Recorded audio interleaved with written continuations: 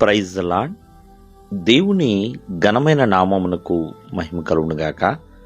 ప్రభు పేరట మీ అందరికీ హృదయపూర్వక వందనాలు. ఈ ఉదయకాలము దేవుని వాక్యాన్ని విందాం.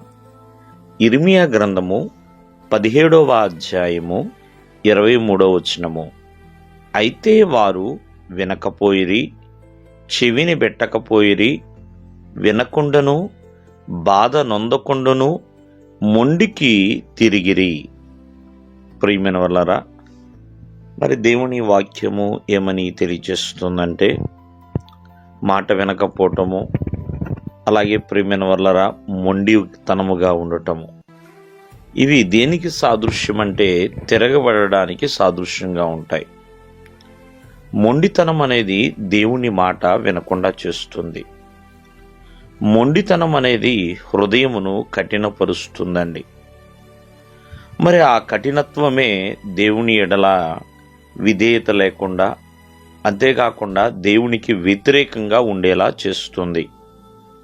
ఉదాహరణగా చెప్పాలంటే ఆనాడు ఇశ్రాయేలు ప్రజలు మొండితనము కలిగిన వారిగా ఉన్నారండి. అందుకనే దేవుని మాటను పెడచెవి పెట్టారు, దేవుని ఆజ్ఞను త్రోసివేశారు. దేవుని ఆజ్ఞలను ప్రియమైన వాళ్ళరా వారు సరిగా పాటించలేకపోయారండి. విగ్రహారాధన వైపు వారి యొక్క మనస్సులు మళ్ళీ ఉన్నాయి. కావున ఈ ఉదయకాలమందు ఆలోచన చేస్తే ఇశ్రాయేలీల మొండితనము కనాను దేశానికి వెళ్లకుండానే వారిని ఆపేసిందండి.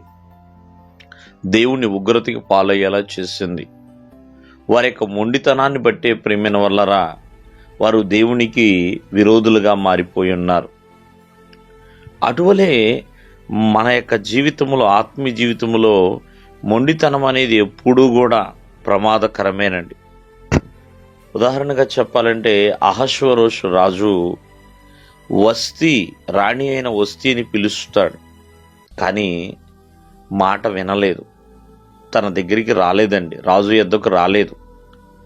మరి ఆ వస్తీ రాణి యొక్క మొండితనం కావచ్చు, తిరగబడటము, విధేయత చూపించకపోవడమే కదా రాణి పదవి నుంచి తను తొలగవలసిన పరిస్థితి ఏర్పడింది.